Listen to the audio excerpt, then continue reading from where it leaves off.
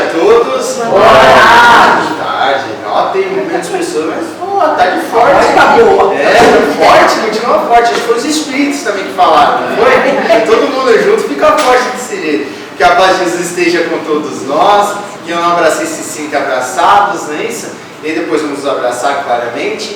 E hoje vamos nos envolver nesta bênção em que todos estamos aqui. Lembrando de que José de Mocó, como nosso mentor da Casa de Caridade, nos dá a permissão para esse trabalho de amor, de carinho e de luz, sempre baseados no cristianismo redivivo, que é a doutrina espírita, sempre, claro, com os ensinamentos do Evangelho de Jesus, que estão bem claros para nós ali, né, cintilante ali, para que estejamos abrindo os nossos olhos e possamos notá-los com maior propriedade, não fazendo um espiritismo ou não fazendo um cristianismo à nossa moda, mas seguirmos a doutrina espírita, seguirmos o cristianismo de forma que deve estar sendo feita por todos nós, como Jesus nos ensinou, como Ele mesmo pregou, amando-nos uns aos outros, respeitando-nos uns aos outros, amando a Deus acima de todas as coisas, pois se assim o fizermos, nós é que estaremos ganhando com isso. É o que a espiritualidade maior sempre nos fala. Quem ganha com isso somos nós.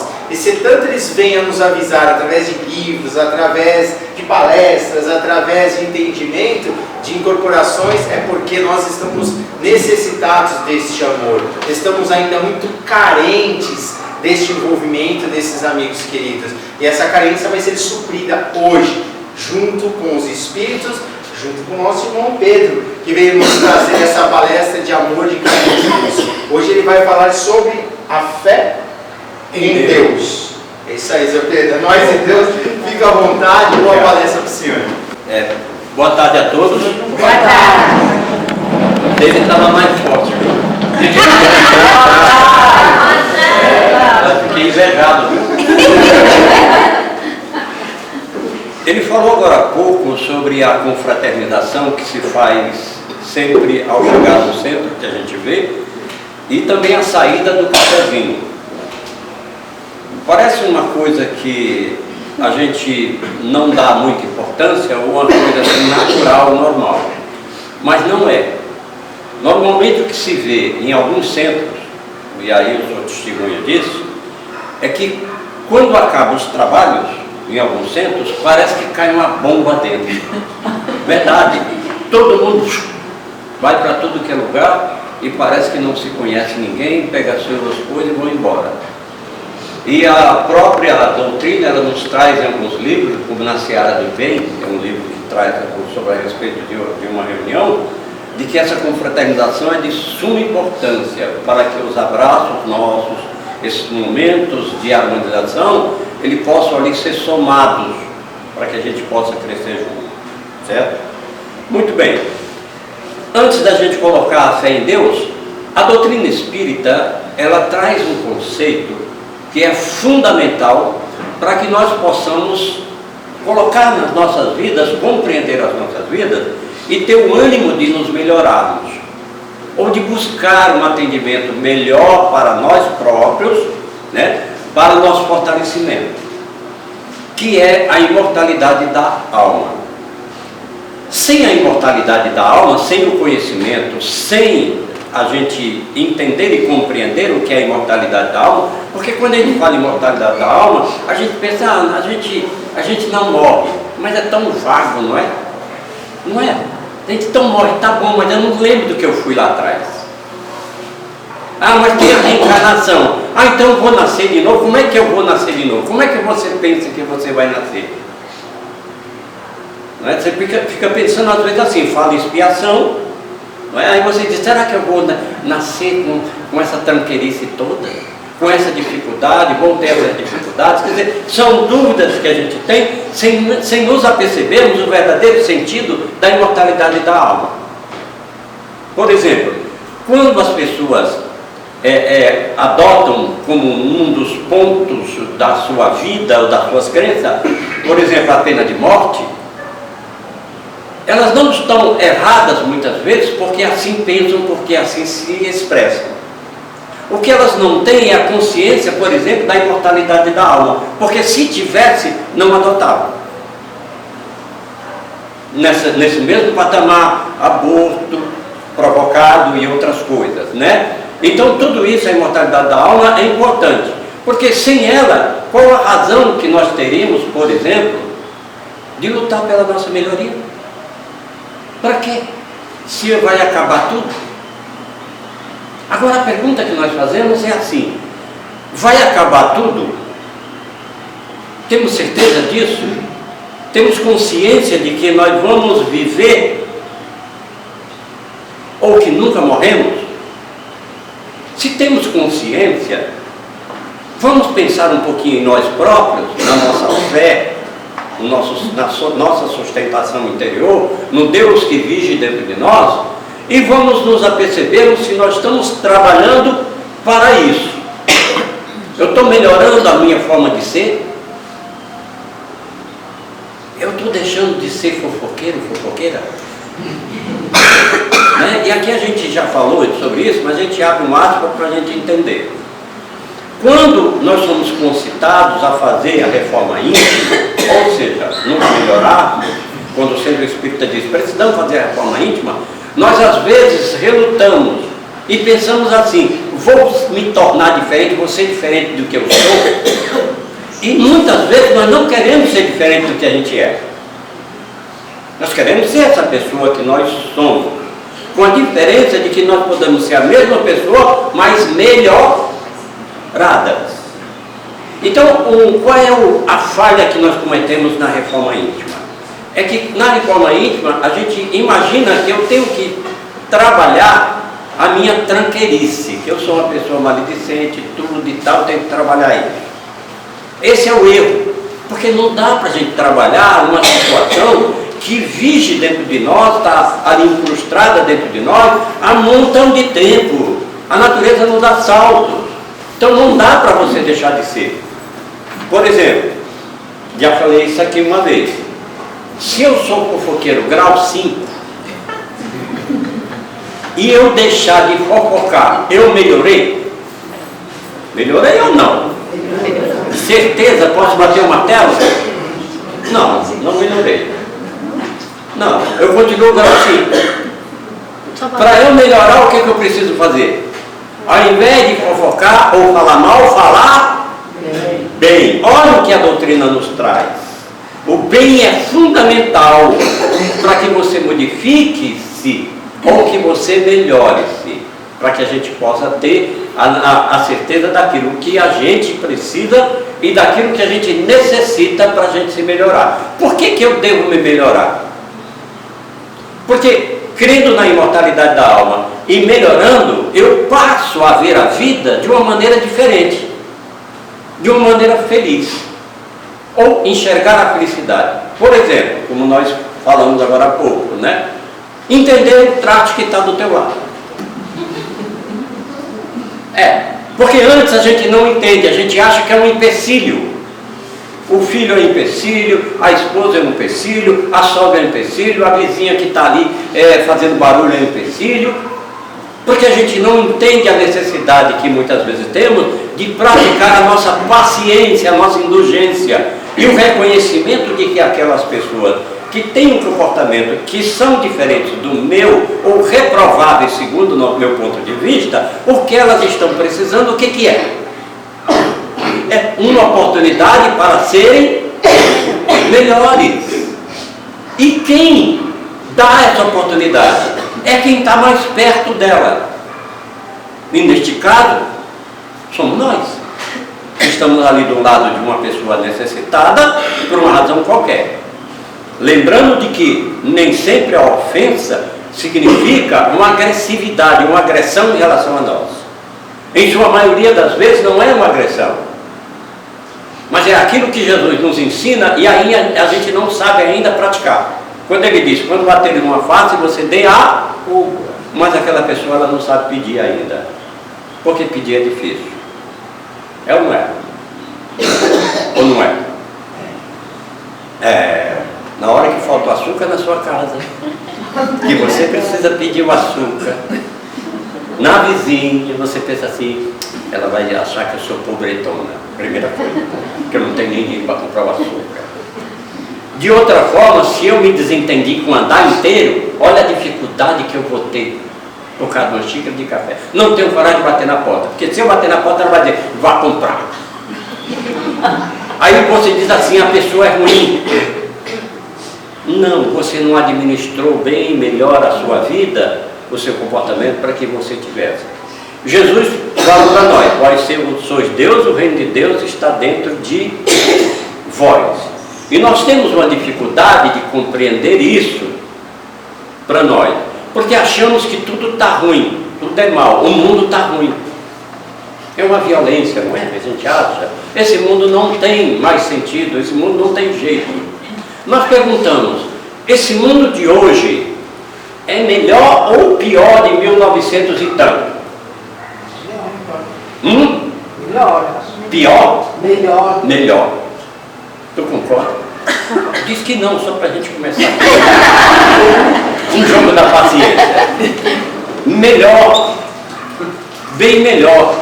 Mas Jesus nos disse que quem tem olhos verão, quem tem ouvidos ouvirão. Então, se você percebe, mas a internet traz coisas e tal, mas traz muito melhor do que as coisas e tal. Mas por que traz essas coisas? Porque tem ouvintes, não é? Olha nós no Facebook, o que a gente publica no Facebook? Não é? Então, veja, eu estava, abre-se um parênteses, que é fofoca, né? Abre-se um parênteses, estava na Casa Verde, tem um grupo que é Casa Verde.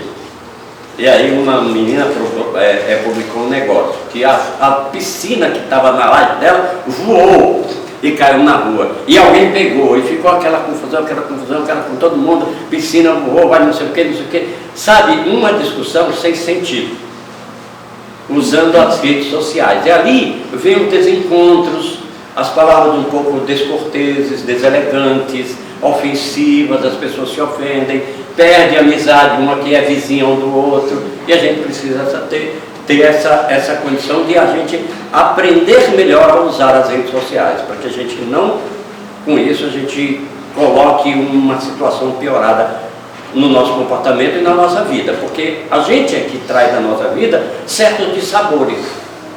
Olha uma coisa, vê uma coisa sempre pelo lado negativo. Só que quando eu olho e vejo uma coisa negativa, o que acontece comigo? Vós sois deuses. Eu registro esse negativo em mim. Consequentemente, eu me negativo. Quando eu me negativo, qual é a vibração que eu vou ter em volta de mim? Que tipo de pessoa eu vou me relacionar? Com pessoas que têm o mesmo diapasão. É da lei. É da lei. Muito bem. Pergunta que a gente faz é assim: já que a gente falou do mundo, o mal existe? Sim. Sim ou não? Sim. Certeza? Sim. Então vamos lá. Livro dos Espíritos, pergunta número 1. Que é Deus?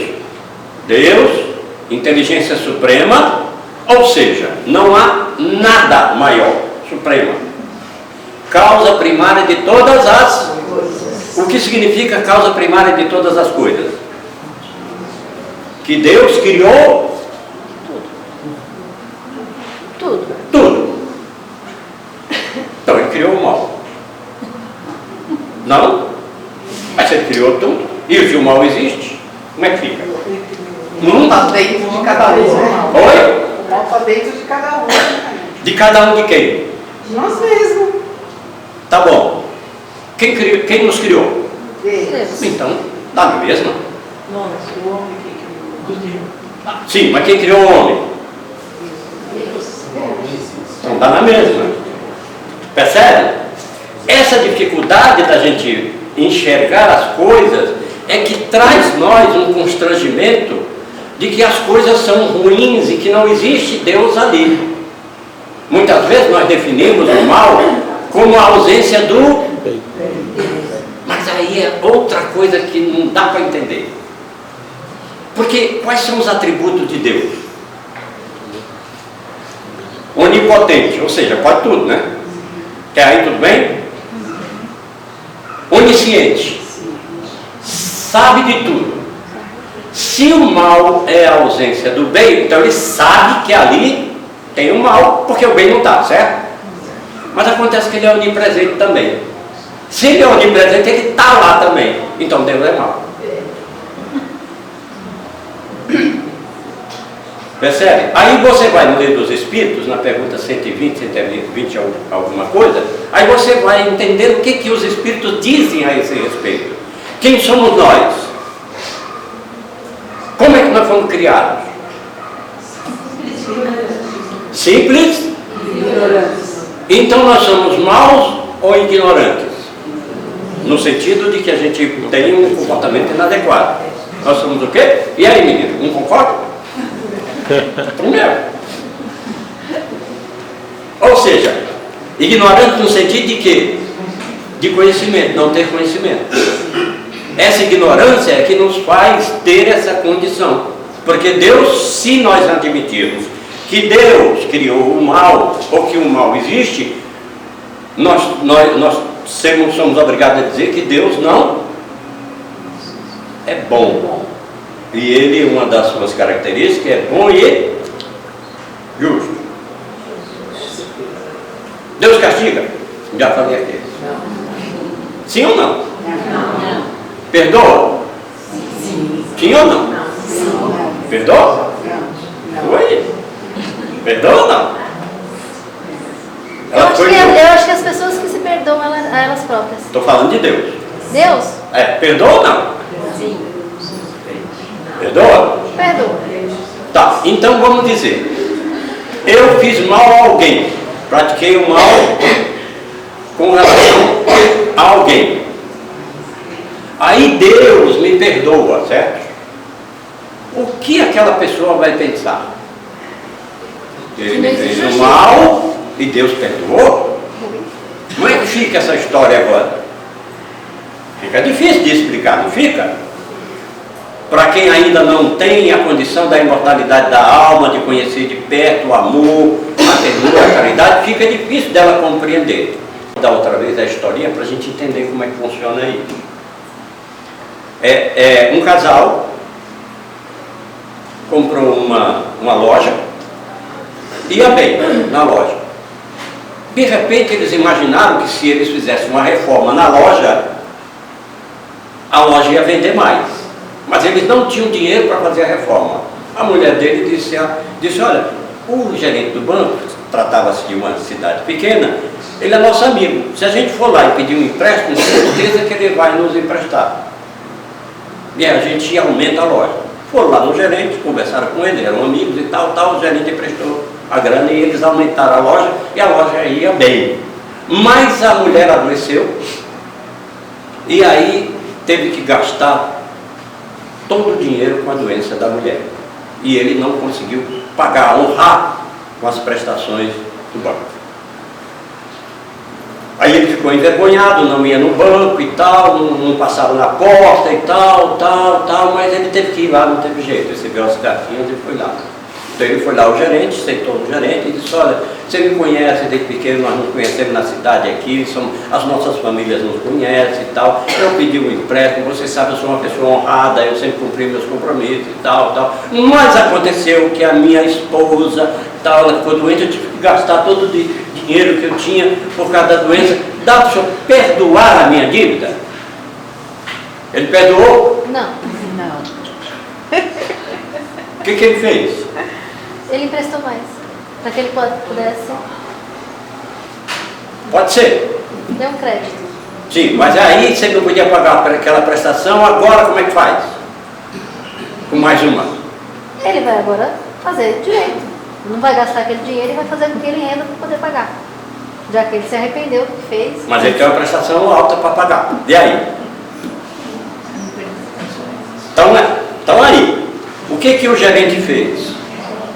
O gerente, entendendo a situação dele, ele dividiu aquelas prestações em mais etapas de pagamento que coubesse no bolso dele para que ele pudesse honrar, como ele sempre foi uma pessoa honrada, os pagamentos.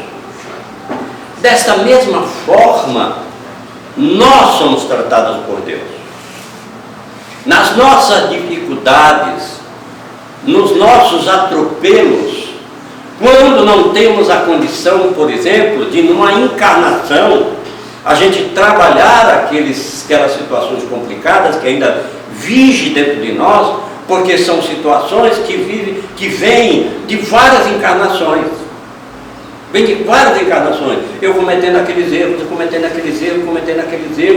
e não consigo sair daquilo porque ainda não tive vontade e força para tudo isso. Deus espera e multiplica essas minhas oportunidades para que eu possa quitar. Como é que nós fazemos nas nossas vidas com os nossos semelhantes? Fazemos assim com o nosso vizinho, que às vezes é complicado? Damos tempo para que ele reconheça que ele não está sendo uma pessoa adequada, que ele não está sendo uma pessoa ali que está tendo alguns comportamentos inadequados, fazendo barulho, fazendo certas coisas? Fazemos isso ou rodando a baiana? Realmente roda a baiana. Quando nós rodamos a baiana, o que acontece? Ora, se eu já sou uma pessoa complicada e eu entro em atrito com uma pessoa complicada ainda, soma-se essa complicação e aumenta o quê? O meu sofrimento. Eu tinha uma vizinha, não está mais lá no prédio, que ela reclamava muito porque tinha uma moradora que acordava cedinho, ou chegava cedinho, ia trabalhar e ela punha um sapato alto e e ela reclamava, era uma briga, tudo, Aí um dia conversando com ela, eu falei, mas olha, é assim, procura, deixa, às vezes a pessoa não tem ainda consciência. Não, seu Pedro, não, eu tomo remédio para dormir, mas eu só tomo depois que ela vai sair, que eu posso acordar mais tarde, porque queria escutar o... Percebe? Esse condicionamento que nós temos dentro de nós é que nos afasta, por exemplo, dessa fé que nós precisamos ter em Deus, que as coisas todas no mundo foram criadas por Deus, elas são boas, todas elas são boas. O momento que nós passamos é que ainda é de aprendizado. Vocês acreditam que uma pessoa nasça para matar? Não. E por que mata? E aí, quem que mata? Por causa das circunstâncias. Por causa das circunstâncias. Bom, então qualquer pessoa tendo as circunstâncias, ela mata. Eu acredito que qualquer pessoa pode matar. E por que nem todas matam? Você Porque tem, elas por não exemplo, querem. então você tem uma comunidade onde vive um monte de gente, a circunstância é aquela. Tem gente que mata e tem gente que não mata. E agora? Bom, mas por que a gente mata? Por que a gente quebra o pau? O maridão com traste, né? Por que a gente quebra o pau com traste? Porque nós temos um livre arbítrio. Quando Jesus diz assim, perdoai porque eles não sabem o que fazem. Lembra a última palavra lá de Jesus, enquanto ainda na cruz? Porque depois ele teve outras, né? Porque ele na ressuscitação, entre aspas, ele disse outras palavras. Mas é assim, por quê? Ele disse, perdoai porque não sabe o que faz. Não sabe o que faz o quê? Porque a gente sabe o que faz. Não faz, não sabe ou não faz? Sabe. Sabe, não sabe? Sabe, a gente ainda faz assim com a unha. Dá aquela torcida, Isso, falei pronto. É assim que a gente fala no Facebook, falei pronto, né? Então você fala, não sabe o que faz e do livre? Porque a lei é a lei. O que faz com que eu me desvaneça, com que eu sinta a infelicidade. Eu sinto a infelicidade todas as vezes que eu me afasto das leis de Deus. É a lei do amor. E não é que eu devo amar a Deus, porque nós não precisa nem dizer que a gente não deve, que a gente deve amar. Mas quem a gente deve amar para ter o reconhecimento de Deus da nossa condição? Qual é o primeiro? O próximo. Que é o primeiro. Amar ao próximo como assim? Mesmo. Aí nós ficamos perguntando. Até que horas? Tem bastante tempo, 15 minutos. Aí ele é bonzinho. amar o próximo como a si mesmo. E nós às vezes nos perguntamos quem é o próximo, porque a dificuldade que a gente tem de compreender as coisas, porque a doutrina do Espírito, o Evangelho é coisa simples, prática de entender, é palpável, não é coisa, essas coisas não tem sentido, é palpável. Então quem é meu próximo? Notadamente aquele que necessita, não aquele que está do meu lado, aquele que está do lado da dever e a obrigação. Meu traste eu tenho que cuidar bem dele. Entendeu? Eu tenho que cuidar bem dele, porque é meu compromisso assumido. Mas o meu próximo é todos aqueles que necessitam. Por exemplo, quando você passa em um lugar ou vê na televisão um problema extremamente complicado, um crime complicado, qual é a sua postura perante aquilo? Primeiro é curiosidade, né? Quem foi? É um monstro. Cadê o seu amor ao próximo como a si mesmo? Cadê a sua dedicação? Cadê aquele Deus que mora dentro de você? Que reclama aquele momento para isso. Aí por que eu olho o mundo e vejo que o mundo está ruim? Porque eu trago para mim essa visão. Ah, mas aconteceu isso, lembramos do petrolão, dessas coisas todas, a gente fica quase desencarna quando olha aquelas coisas, não é? E por que eu me preocupo com aquilo? Por que eu quase desencarno com isso? Porque eu me identifico. E é essa oportunidade que a gente tem de dizer: perdoar porque eles não sabem o que fazem. No seu livre, perdoa, Senhor. Vocês acreditam que possa existir vítima do mundo? Ou não? Não existe. Falou não. Quem é que discorda para a gente começar aqui a... Existe. Pois é, ela disse que existe. Tá. Então é assim. A injustiça, ela existe. Mas não existe nenhum injustiçado, porque se houvesse um injustiçado, Deus não seria bondoso. Há uma parceria ali de reajustamento, que nós não... Eu sei que é difícil a gente compreender isso, mas como reajustamento? Tudo que você desarmoniza da lei, você vai ter que desarmonizar. Quando você, por exemplo, profere palavras um pouco extremamente complicadas, descaridosas com alguém, ou no Facebook ou alguma coisa, você está, de uma certa forma, desarmonizando toda a tua situação espiritual ou esses fluidos que envolvem você. Vamos chamar isso, entre aspas, de esse fluido que nos circunda, de aura, para a gente poder entender melhor. Com esse desajuste, você vai ter que reajustar. E só a maneira de você reajustar é você mesma. Por isso é que diz: vigiai e orai. Ou seja, vigie o seu comportamento. Creia em Deus. O mundo está aí. E esse mundo que nós estamos já esperando que ele seja aí renovado, né? Assim, a gente está doidinho cheio, não é não? O mundo regenerado. É ou não é? É ou não é? Mas por outro lado a gente também tem uma torcida um pouco complicada, viu, Sandra? Tem. Porque a gente olha assim por trás e diz: isso não vai alcançar o mundo regenerado. Vocês brincam, a gente brinca, mas isso é verdade. Certa vez eu fui fazer um comentário meu Deus do céu, em Gonçalves, Minas aqui perto, né?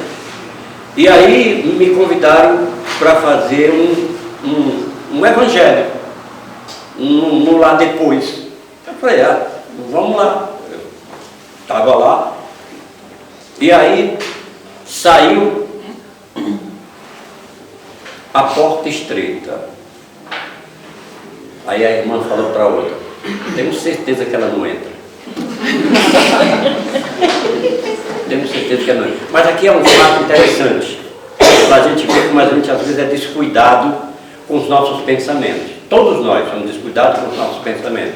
Às vezes nós nos burocratizamos de uma certa maneira, criamos uma burocracia que é assim, assado, assim a doutrina tem que ser assim, tem que ser... Nada disso, é prática, é prática.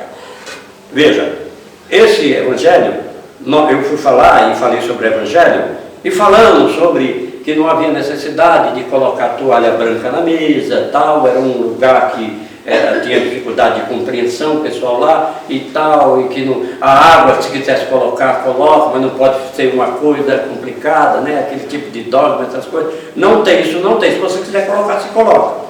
Né? Tudo bem, não nada obsta que você dá. E a toalha branca, não, tal.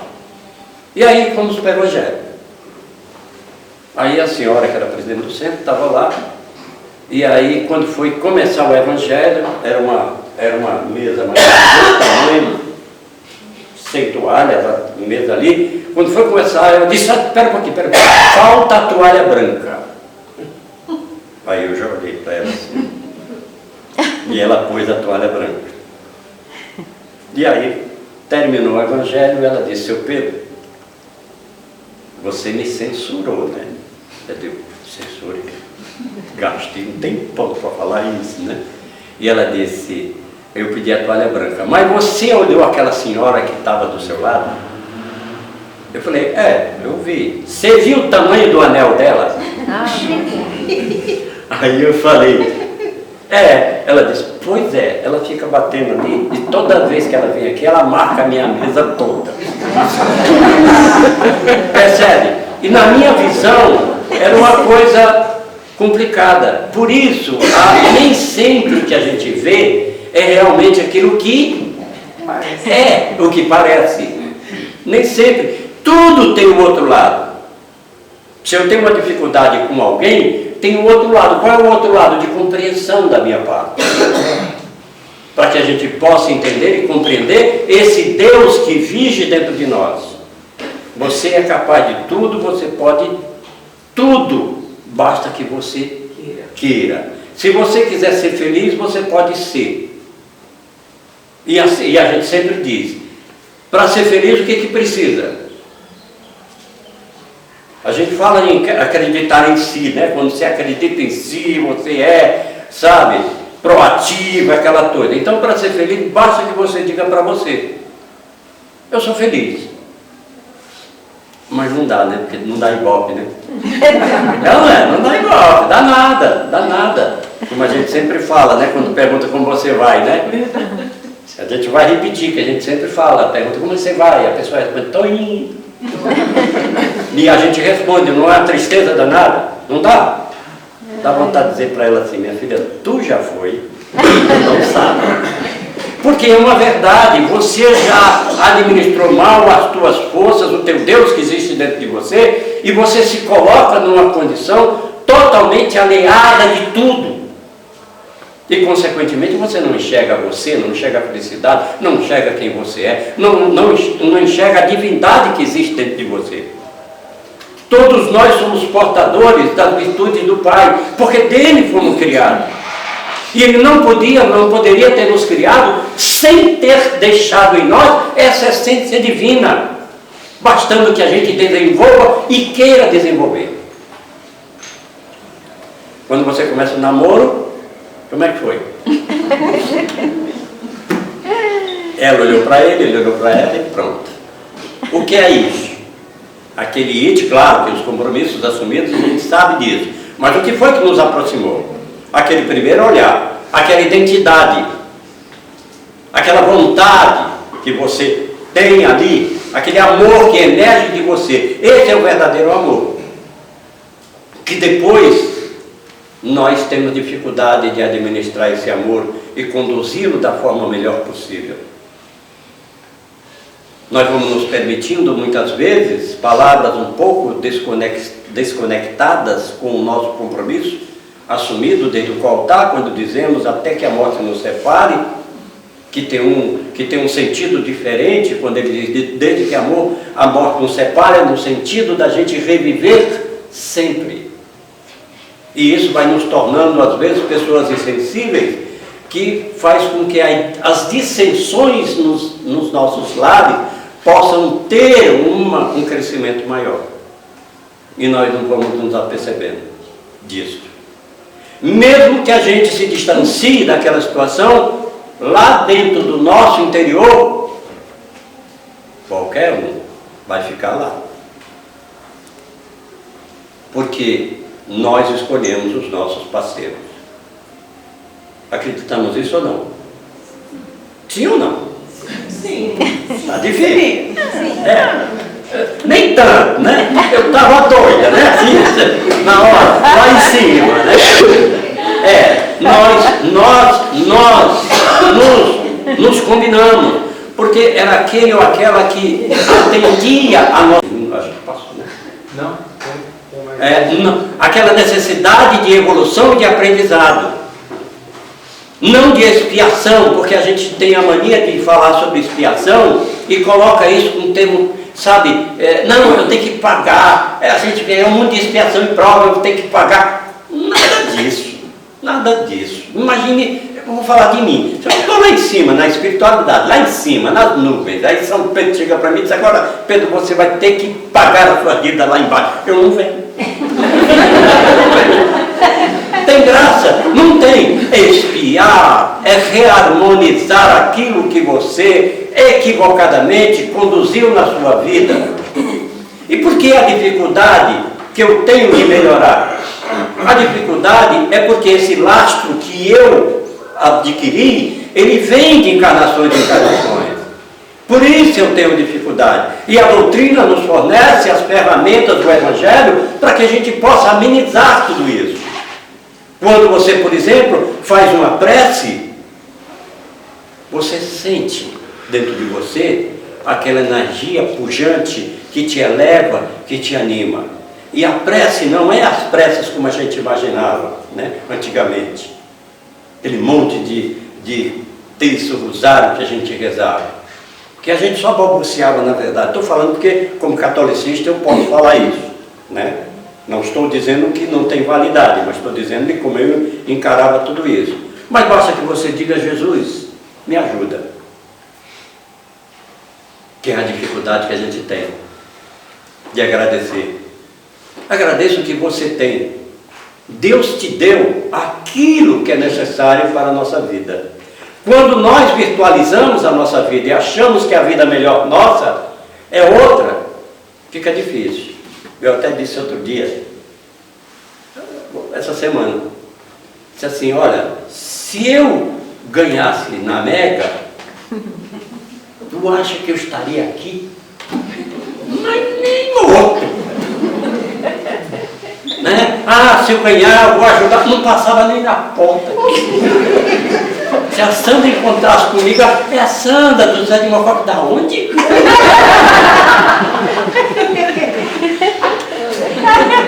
Por quê?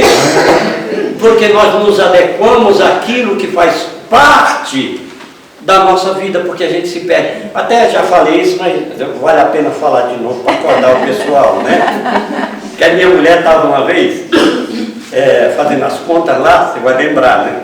Fazendo as contas, e eu estava lá sentado fazendo algumas coisas, ela não batia a conta, a receita de despesa não batia. Então ela virou para mim e disse, você não serve nem para jogar na Mega. Aí eu respondi para ela, digo, eu posso até jogar, mas reze e reze muito para eu não ganhar. Muito, porque se eu ganhar, a primeira que roda é você. Percebe? Por quê? Minha vida seria diferente daquela em que eu me comprometi a vivenciar. O que preciso é o que precisamos nós, valorizar tudo aquilo que a gente tem, para sentir a felicidade. Ouvi outro dia uma palestra do Raul Teixeira, e ele falando sobre evolução. E ele diz que quando você entra, por exemplo, numa casinha, chão batido, mas limpinha, bem varrida. Em cima da mesa, uma latinha de conserva com uma plantinha ali pendurada. Uma plantinha ali, toda pendurada, com aquelas... Nem é toalha, é papel. Põe o papel. E ele virou e disse, isto é evolução. Porque se nós imaginarmos a riqueza que a gente tem, a gente não percebe. A família que a gente tem é uma riqueza que o Pai nos otorgou, que Deus nos otorgou. No que pesa as dificuldades que possa haver. Porque nós sabemos que as familiares, só 2 minutos, tá? Os nossos familiares, eles já conviveram conosco em situações anteriores. Porque nós precisamos nos reajustarmos. Porque quem vai modificar e quem vai regenerar esse mundo, não é o mundo que regenera. Somos nós que nos regeneramos e nos colocamos dentro dele.